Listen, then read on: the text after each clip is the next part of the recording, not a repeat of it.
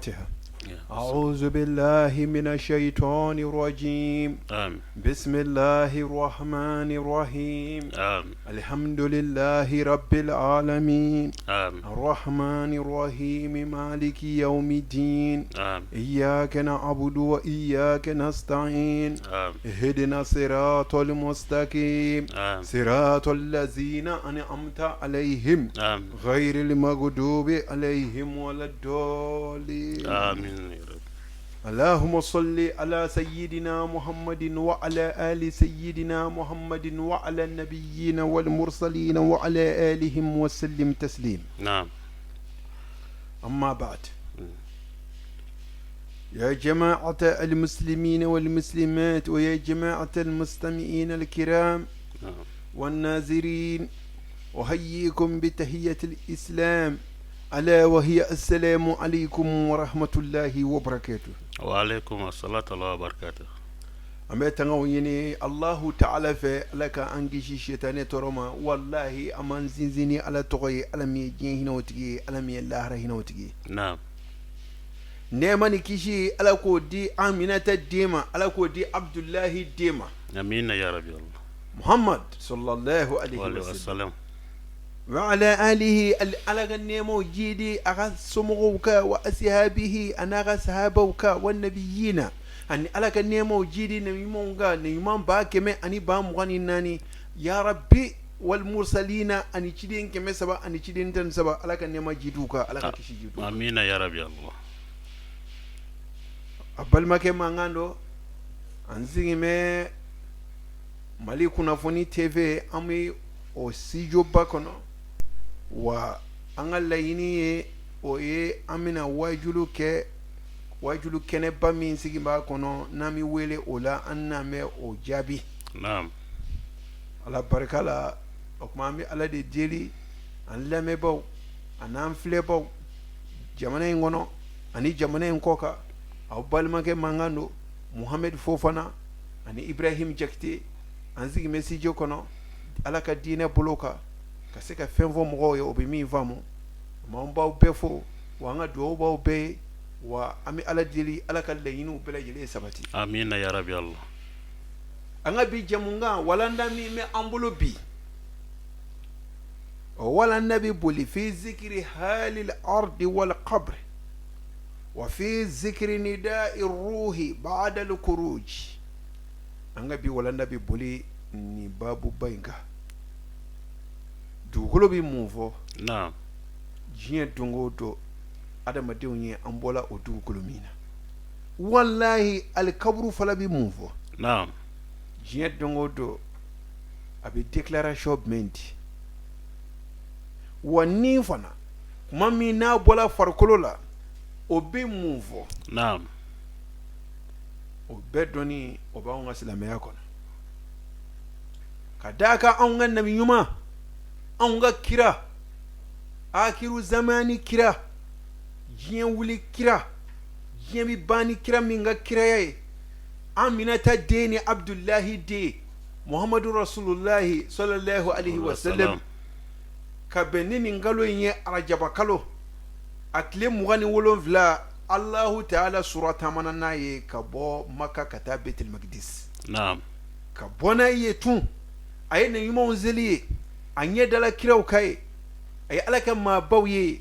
mɛlɛkɛw yɛlɛla n'a ye ka taa kabakolo kɔnɔna na. Naam. kabakolo 7 a y'o cɛ fɔlɔ u tila ka jigin n'a ye dugukolo 7 a y'olu bɛɛ lajɛlen don ɲɔgɔn na ka bɛɛ visiter. Naam. mɛlɛkɛw bɔla n'a ye ka taa jahanama kɔnɔ k'o yira a la ala ka jɔnkunan ko ala ye yɔrɔ min dilan k'o k'a ka funu mɔnɛ bɔ yɔrɔ ye o kuma a taara o yɔrɔ juguba in yira alakira Muhamadu la jahanama bonda 7 a y'a bɛɛ yira a la. Naam. maa minnu kan ka don a kɔnɔ a ye olu bɛɛ lajɛlen a ye jahanama régisseur ye o kuma n'o ye Maliki jahanama Maliki Muhamadu n'o ɲɛ dala ɲɔgɔn kan minnu kan ka don ani minnu ta ka jugu ni minnu ta ye o bɛɛ yirala Muhamadu la ni arajaba kalo tile 27 su. Naam. o kɛla ka bɔ n'a ye ka taa n'a ye alijana kɔnɔna na ala ka nɛɛma so n'i ye diɲɛ ɲuman o ɲuman kɛ ala b'a fɔ i laban o de ye. ɲumanw laban o ye kiraw laban o ye awliyaw laban o ye sɔlihinaw ma ɲumanw bɛɛ lajɛlen laban o ye. Naam. i mana diɲɛ ɲuman o ɲuman kɛ alijana bɛ se k'i maîtriser. Kosɛbɛ parce que i ka ɲuman yɛrɛ tɛ alijana sɔrɔ nka ala ka nima don. deja ya to ala tala o kuma ala bi I hineni o roba yi o koso ala kira ye o be visiter arajaba kalo kle mo wolonvla amo kalo mi naam kuma wajibi do ambe kan laba joro amo na yuma mi fo eye amo kira mi fo eye amo ma barka ma mi fuye wo jonjugu ba mi na mo lu fona fuye nunu ngele ntoko be kitabu kono ashiti jendu kulo safetu kosaba nunu be jien fli ko mi bubala ha ko jien te toyore ko jien ti laba o kuma mi mi yasa naam o kuma nganga yere wajuni nunde kosaba ni kala ma nyuma yi ni kira ko me kana nyuma ngome kama nyuma ngome ire to dala minuna ni olu kome ibi do fare kan ni maniya ka ibi timinaja kosaba o ni kala jonjuguye ikala koloko juguye ikala kunangoye o ni miri Firauna nunu Namuruza nunu Abilabi nunu Abu Jali nunu Shadadi nunu Antarbun Samitu Ankabutubun Zakwanu Namuruza nunu Nda Salami Mandama Semima Ena don Nikala ma juge choko ka juge kunti nunu tabo Ishi kunti nunu njibo Kolomi ume nunu na utila Okuma ikanga achunga berebe kosaba ikanga dugaleta ki yerefle ni ko ni nyefle kayeti foye nunu nyekoro wanu ngele ni shiti jien du kulo safe nunu ne jien ke na jien bi kere ke itese ko joli be no keme ki shin yana o ka chakwe kosaba o nunu foi man nunu ngeye nunu de ba fo ko ala bi safe lu bi duguma ya nunu no ya aljana gla jien wona ko mo ta ala ka laharata ina o kuma ni miri ni jom jugu banunu ulabana chugumina hali ma to lu to datu hali ti de to da olu latu kasoro olu de kun ejien victoire ye olu de kun a chevalier ye olu de kun ejien puissance we o kuma na bi walanda be kaseka lahara naam armade ka laba joro nga bi walanda boka bismillah émission dam manike chrétien islamien olu bi nyogon yero min anguma noka wa minun vola be ka islamien tokota ka jien be fa nae ka jien dugubaw ci nae an yolo émission ta o bitay mi laban joro an laban joro bismillah dugolo bi mufo naam قال أنس بن مالك رضي الله عنه إن الأرض تنادي كل يوم 10 كلمات تقول يا ابن آدم تسعى على زهري ومسيرك في بطني وتعزي على زهري وتعذب في بطني وتضحك على زهري وتبكي في بطني وتأكل الحرام على زهري وتأكلك الديدان في بطني وتفرح على زهري وتحزن في بطني وتجمع الحرام على زهري وتذوب في بطني والله نعم بسم الله أنس بن مالك كو نعم ما كلنا يا توكمي kira ka dangelo ndodo kosebe Anas ibn Maliki ni ta do wallahi billahi ni ala kira kumitama alekun ala kira ka LD kadi ni ala kira kumitama ka baladurado ni ala kira kun yisigi ka sabara bo asela ki sigi debe doka ngo Anas ibn Maliki de kumi o sabara se flata ko black bakora ni ala kira kumi kungo kolo fatamba tangono abi jihadi sira uka kumami okuma abi yoro minu ye desert ma yoro ye yirute kulute mi mtega ma sutura ngo Anas ibn Maliki ale de kuma ka briefini okuma na ki aka briefini do ala kira ni mauche ni ala kira ba mako min yana bo ala kira bo yana bo Anas ibn Maliki sabara kumita muna parce que ala kira ka kira damne maka aka kira damne kuma maka ngo okuma na dilla ka ala kira dabali chemiya dabali afwa ma kullu beidi we ala kira dabali aka kungolo shi peina we ala kira dabali ni tafoye ani miselu ka ya fam ngininga ka ala kira bara wallahi ala ba ka ala yala nga majugu sebe doli no ha kosebe parce ala ode fo danvembe min shari ma kala ka obe ne danvendo da kani u do tin mange fo jien ka wuri wa ne Allah ta'ala deli ngi kishu toroma nete nu i ko ne ala fe mi mine ka duma wallahi yakuma famwa akuma ni kuma kelo yesesa wa Anas ibn Maliki obina kuma mi fo fo ere kam Anas ibn Malik yere titiri don folo ma mindo kosaba ani nun dona dine na naam wallahi nun ye kira ko ngu doni kani nun dona dine na nunu ye lahara de yini nunu bana jiena nunu ye alata ka mo bla o kuma o ye min fo ay mi me ala kira da o kuma sallallahu alaihi wasallam Anas ibn Maliki radiyallahu anhu mino ko kuma o de fiye kuma le de kuma yalla ni ala kira sina sabara ye kuma fa mo wa ala kira ka donu ni ala kira ta dugula ala kira ka so bela jilene kuma da de kola ye kuma fa mo Anas ibn Maliki wani ala kira kuma na dumini minge ale de kuma nene folo kada ka udella ka ala kira janfa tun ye posoni kaka dumini na akwa ba dun dumini kuma na fe saka kama akuma na fe ako Muhammadu ana masmum ako poazo benena ala kira ko la haula wala quwwata illa billahi al-aliyyil azim ako jonti se ala de bese ala kira e dumini ndu wa so ya me ko poson bala ay dumini ndu naam dumini ndu ne amaseka foi ke ala kira la kadaka kira nu ye kira minu ye ni ay sababu bilamaga o ya ye ibala sababu bilamaga maka afanga ka bo mami ma la giena kono fo ndala minu ngama sababu nulu ni sababu nyonzoro nu pana sababu tisede kosaba mala kira ye saka kama indu adoni adu erikele inni bitige nga ala kira ya du kasanyiri ka uka kofe nga domi ala kira bina fatu kungolo dimi bana ni ala kira ta lahara okum yani ala kira ni ngatige aya fo akere sigi bawye akoro sigi bawye ako kiana ko poazo en wulan vesisa kale de enso ntike wala nay jeba fo ala kira fatu la nay jeba fo ko shedu shudo fa sallallahu alaihi wasallam akuma Anas ibn Maliki ni kira kuma dumini kale de kuma nene folo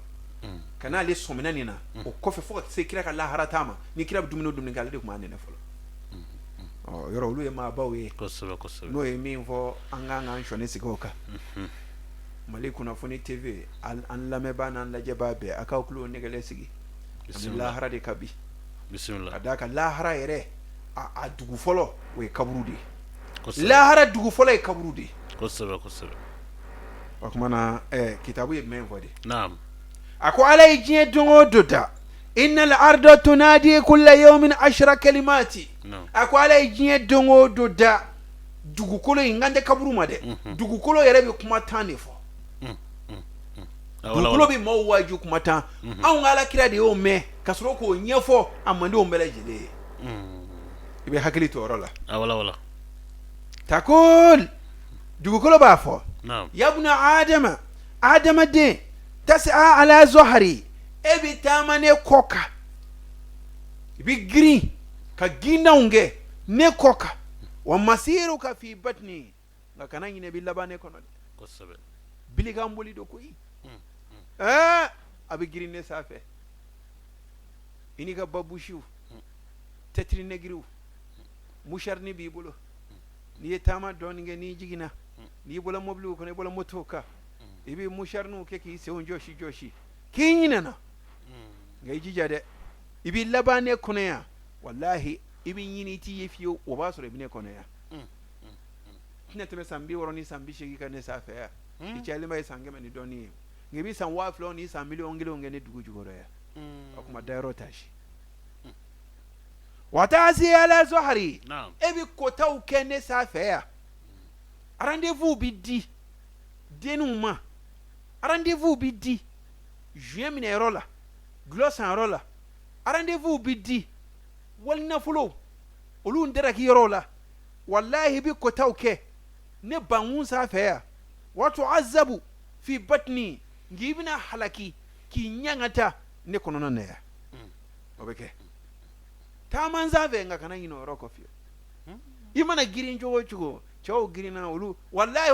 o gitari juru chaman tige ledo sa o dunun jaman bla ledo fo bato leto sigatoro o sitaru olu to balu safe kabi wallahi olu bne kono bi ibolu negede mine ko lu ka son la menga olu mo gotila olu de bi donge mado ne olu mara kuma bi kota la ne safe ya dernier soirée de dernier kata de ibini vent ne safe ya dernier jour fala be hakili to rola ya ibn adama watadi agwa la zuhri ibi tamane safe ibi yele ne safe ibi yele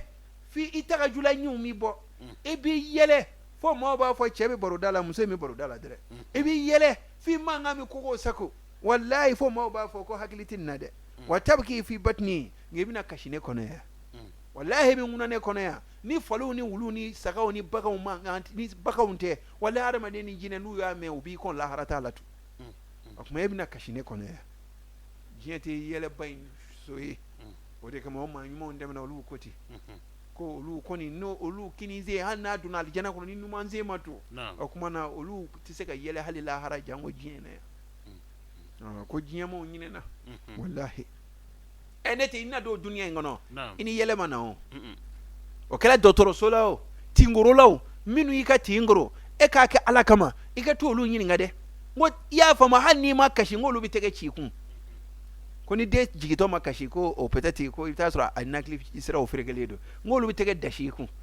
ni docteur sodo ngolu ba alcoolu mu ijolela o ko no farnya yele life bi kule e wolo do plula kakashia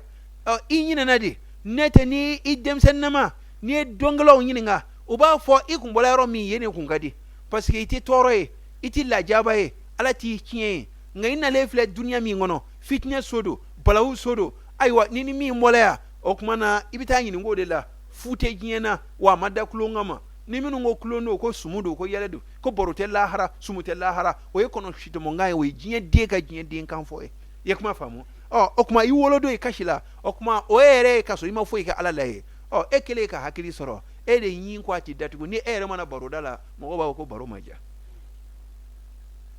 ngai jode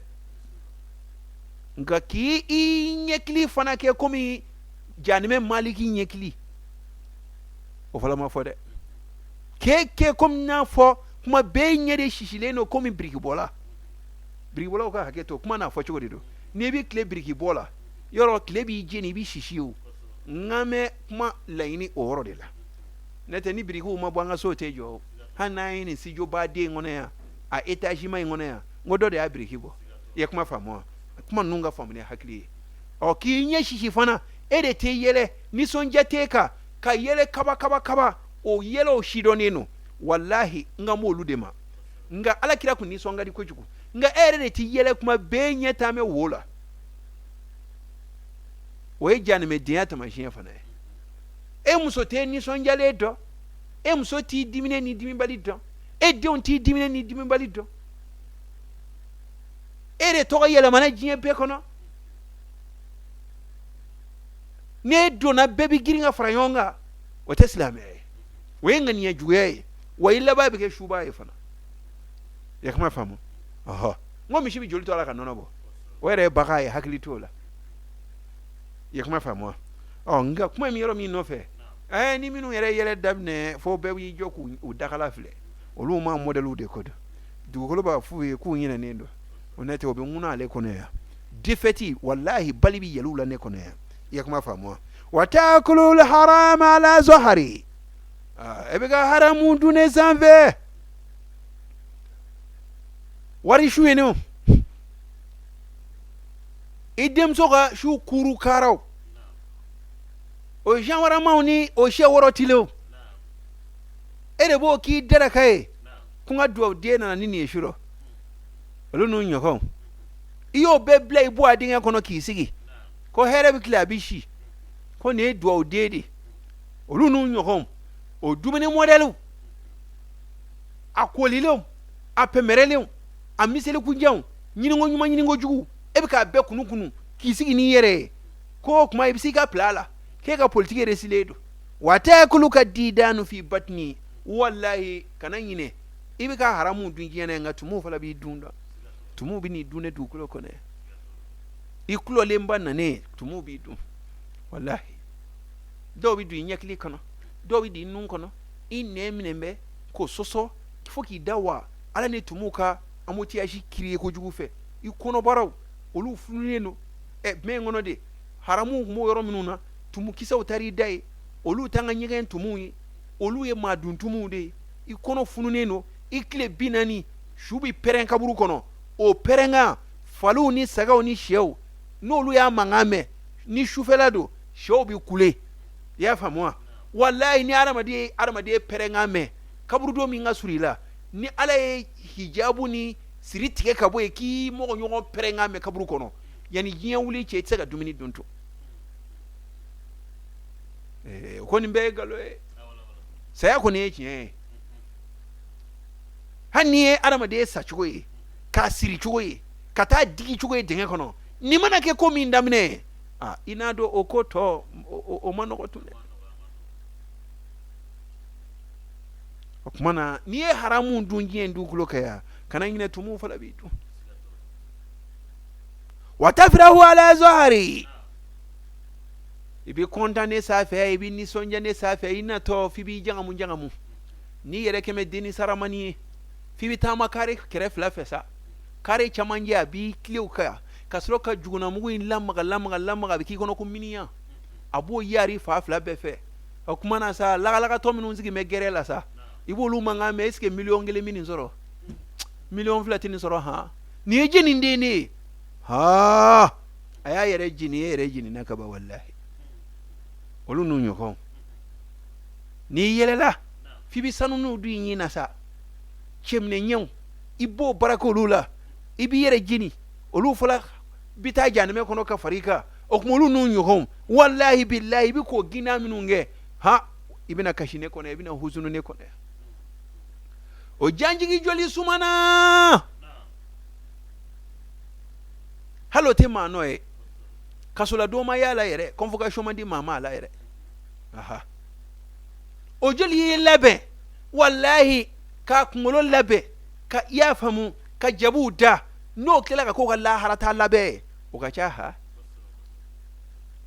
o joli o dema tulu o jeni o glan ko do akumolo la no kila ka foni morkula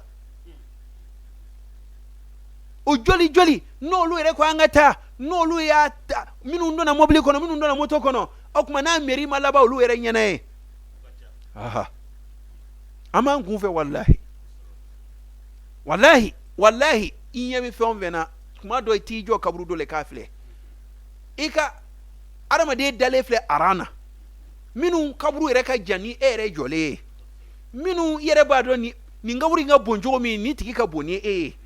ka kila ka kaburu fitinu ye nunu yere do ma wolo yere nunu do salu bakono wallahi ni tari jo kaburu do la ka kaburu do fle ka kila ki yere fle ina do ku ka eri di masine te nyine makiko wallahi yak ma fama joli ni sonjala onvea no nyin kala ka kroshi nyona wallahi shukoto fubi dakoloko wa ka ji shura kono o kila ki kumolo shulu neta bebita ikono hali seti ye ka tu wallahi joli watakitalu ala zohari ibi jangamu fuba fo ni chena toy fo ere bi kano ne nyogo mbia sigidala jeni ko ne nyogo o joli no yo fo o dasalama o joli no yo fo ne kuru tale ni ere nyedalo ka ibi joro fo lobla o joli yo ke no kala ka suma wallahi fo bayangari talaw bi ni ka deso ko o ka cha ngojinya bi chewo ni muso neutraliser kuma be ki dongo ba pe ofi era ba funya to alama wallahi joli watamshi anabi tama masururan ikondaneno ine sonjaleno ala zohari ne safe watakau wa ibna bladodo hazinan huzunune idegune idetule hani ma yiwele ma sigi lamne ibi do kaburu do kono chewo bi mi muso bi mi minu ma fa tikena wallahi bita do kabrula ibasura semaka ni utoko kala imiri bisaka jigi mali ngoneya nunu naka kunti dugu utaka ti dugu na nunu zumale fle hop okuma bisaka yete wallahi ma indakum yanfadu wa ma indallahi baki kullu nafsin zaikatul maut ولو بكلانينا وتمشي في النور وشو جولي دو نيكو ميتاما قران يلو ناني قراتي غلبي كا تليفوني نيمير مني وتكود في ظلمات في بطني ابن جيجي ديبي كونو ندنگي ngonna ابن جيجي ندنگي كونو قرانتيكا هاني انرجي منيسيري والله قرانتي تايد وكبرو دو كلي منيه كوك مانا كو ايوا كوني فاما باين kana wolo la ti dibido afa kun ye fama fala fa kun ye fama kana wolola yelema ko joli ni jima senge shido o asale fleni e jo ngata energy mo fi anga compteur kelen baraja kaburula iyo ma ye fala aha nyama na keme ka sarakati ubo wala ma bi wala haselike wala ma bi shafo witiri seli wala ma bi jojo seli fono kelaka lamba yesade nete jienta ngoni factory sarako tolatu aha joli watamshi fi aljamaati watamshi fi aljamaati o wati joli ni kumi tama jamana ni tato ni chawbita o kuma ni chawbisegi ini jama bi giri ere bi wuli chengele ma ingelena nangata jamana parce que kele na sigi mai o joli yo fo watakuda wahidan fi batni no kele ga sam ba ke mo ke ne dugu jugoro ya o joli o ka chakwe wa jien dongodo du kuro bi ni kuma kan tan ni fo ale jien dongodo da o kuma na kira mi tara sana ele la kana ale o be me kana o fama no ye olu fala ya sebe wolo safa ni kolo safa ni kabakuru safa fo kana se an ma sebe ma unga kitabu konnana o kira mi ya fo ale tiatu mi ngo ale ya me kira da o fana tia minu fala ya kitabu bo olu shi tia wa an yere minu ma fo an me boya kwe jien bitede ani si join bazumana ba okmana jeli bazumana ba na akila o photo ba o ba kone ni mali e ko soro o ba kala ni koye mali soro o ba kala okmana olu be sumana bi we ba do jien bi banja wa kono fe okmanga dero tashi wa fili kabari abi kibaru ya ulatu أن الكبر كفو كبر ينادي كل يوم 3 مرات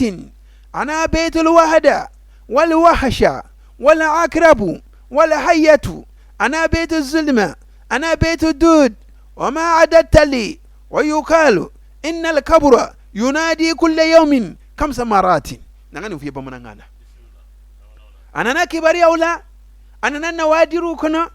كي كادو جين دونغو دو سوغما kaburu bi wele sabada a wele fola kaburu ba fo ana betul wahda ne de kelenya soye wal wahsha aninya na finsu ne iye koleti yo gardu bi kolio elef gardu bi kadalao iye alimami yo manyani majuya tala okman ni bi yere dige ni bi saji ki yere kun nete ikoni wolo la chomi kile wani e flani ni kon mi done kono do mi flan na mati dode ne ga juguni ba kono bara ko ne de kile ya so kabru bi ne fo nyana fi mi ne kono ya ni jigina ne kono ya ndara ameriki nana ndara faransi nana nye alama ye ndara makan nana laji haja wallahi nga ni tara jigine kaburu kono tina tune ma nyana fi soko ne wala akrabu wa bunde nu be ngono ko jomi nguna ngola mama na sema ya ete ya famu produit twe eti meshi twe chewe bi bugulu du iklola wa ere timeno beka iyere kele iyere fesitari ere koni nyogon voitetu be ya famngini nga kuma baby dindo blebi dota kuma na ere kele sa bany mange kuma chemanu ka ya famngini nga uluka muri ibi musu sirika duma kumi ulumine frobi uluti ulumine na obule chumi ere kele msokunda ambaye kuma denu nga aferunu ka koloni villaude ere ba fo che kulushi tigi dundo duika kulushi bi na kulushi bokunda mika fana ere bi ni befo bismillah wallahi ibi boni mai mbe kilingile koro kana ne soro ne kaburu soro ikilin wallahi bi done kono domi ni mai jita fo kay place igle krefe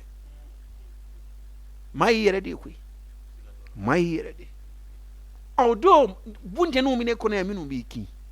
wali hayyatu do saw bi mbulo wallahi janime saw finetiri bi dayele chobi communiquer kabo yaneme kono kana ne kaburu kono olu bi jigi chofe kanidu ni kuma fole philosophie bado oye kano moru bi kan kuma min foni mbe imagination ni njiya mancha koni duna kaburu kono e bi nyininga wa kaburu bi fere wal ma te fere ni duna kaburu kono kuma na bismillah ko meleka obi jigika ko ni jite tien journal su ya yininga ko kungolo ba denye chomi kungolo kabo jamana kelema environ ne beta ga yala kata kurdi université bawla anya duiti fatoye yoron doni baba kuma mimbe sena samba keleni ko wa kuma mimi sena kani jiye dala ni ko muhammadu kodo isa ya fo musa ya fo kira obe ko kaburu kono yiningalu be ko chama mike kaburu kono na fola okuma na yoron doni baba scientifique bi scientifique ba philosophie ba ko de soro la ke ko ni mbe galoe ami yininga de parce que o ti kuma okunve okero mi philosophie insala ki kandoti akoma fo ko dine nige tena kumi dine critique nyafo ni nga doni dani ne kamera jigi to kaburu do kono nye kamera jigi kaburu do kaburu kono ka communiquer nga sokono na kanzigi kafle shwindole nye kamera do mfe mo do asale nye kamera branche ya kaburu kono ka soroka na nzigi nga sokono silama ma fo ko ni mo ya du oro mi nu segi to do ko robe ka wuli ki sigia nya soro foi uko meleka obi jiga ka matrasi foi ka fo ko fendo jigi to do aka ma son foi me wodi kama ngochi yete ma fo sosoli kama abada nya fo ni nga doni dade nga kokele mo luka kola oluti ma kono oluti ma nyengo yao oluka doni dana romi ibo olu convaincu de nubi tubi ubi tubi nete ka fo karsa ya fota tangi no olu yere ma prevu do de fuiti olu du ka kola ni fo romi a journaliste ko kinyana tete mo kele konga okele ni kinyana fo mi siranga do kaburu do na shufe ba fab kan ko shudo wuli todo ni kuma akili daila kala bara ide ya zora ya fam ngininga ma dobi jamanai o wele ntere ma dobi jamanai o doni ntere ma dobi jamanai wallahi billahi ya fam ngininga o jatili ntere nga kuma daila ledo fadiya kenete aleta ki teke korotati akwati kuma jia okumana philosophie banyi sigile to ka fle jama yele ma ni to ide ni mala ngolo ni nga anga mabo ka kuma ni bisaka kuma yawani placitia okumana philosophie banyi kano akwaya to aka kuma ambe wulula de ambe bi wulu do me anshiti foido dondo de binena nyama dondo ba fanana ayayininga akwaiwa ako philosophie ako miyininga ako ningma inga ni toro ako miyininga fena minti tai minti nere tai ikungango iba fondo ni ka vie privée la nga fe mi publier okuma no tanji tai okuma na miyininga ga prevu kenini wa ko de kama e madda kaburu ko kula e madda yininga le kula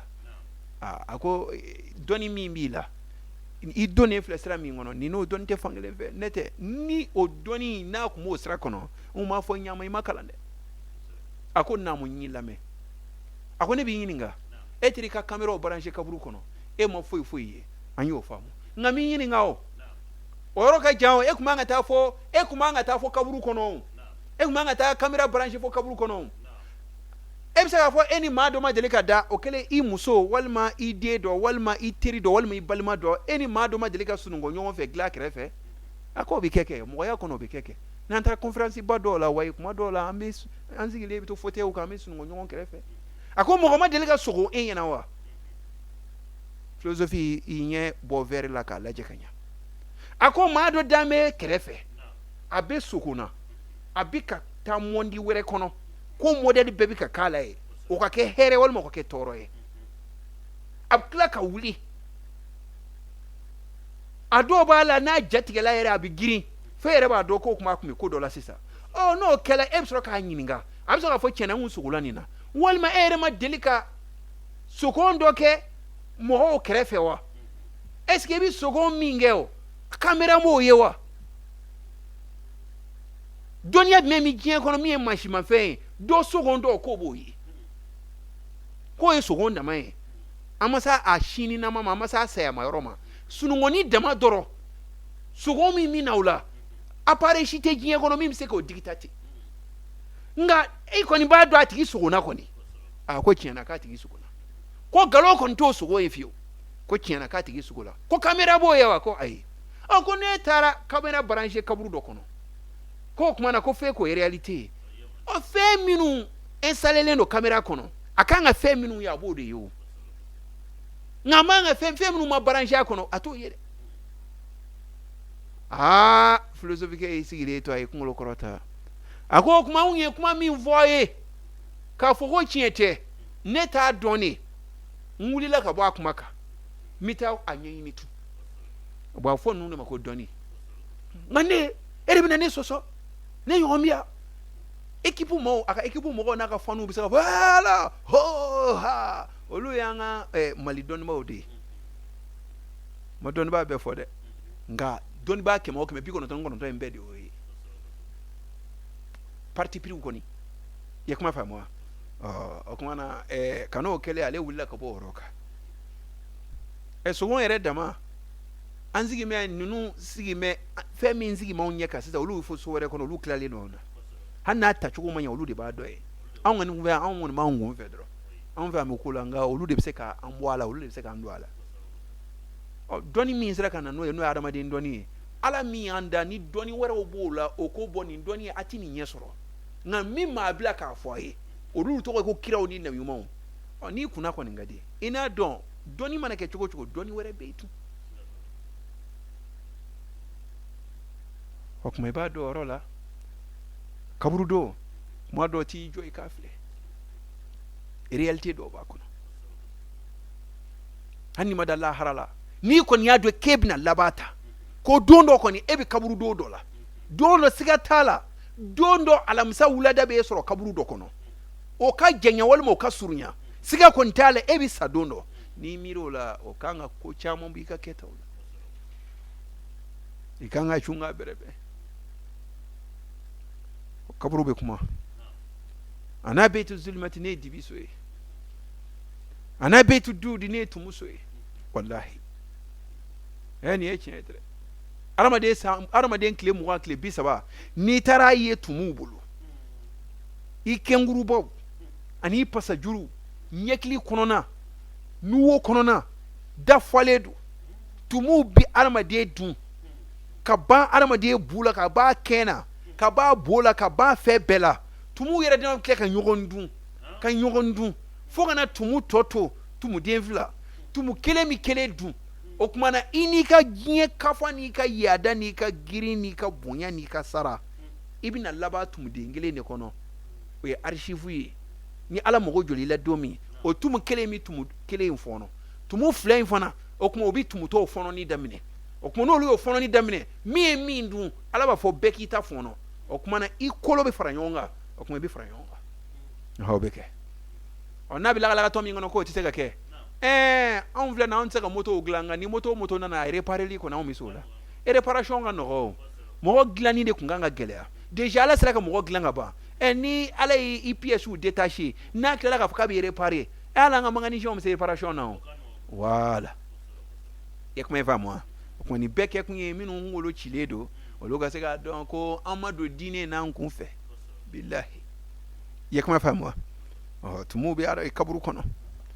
go wama datali ki keme ka min labenye sa aiwa bingani kontine kaburu kono ya de ka fami bika o kuma koni tala iye min labe bino de sura wallahi wa yukala bi fatu innal kabra kada kabru ينادي كل يوم أبي ولد دنغدو كم سو مرات شين دورو يا فهموا أنا بيت الوحدة نمين فلاني ندي كلياسوي فجعل لك مونسا أيوة إتي ينا في إتي ميمنا ينا في مبيلتو لبه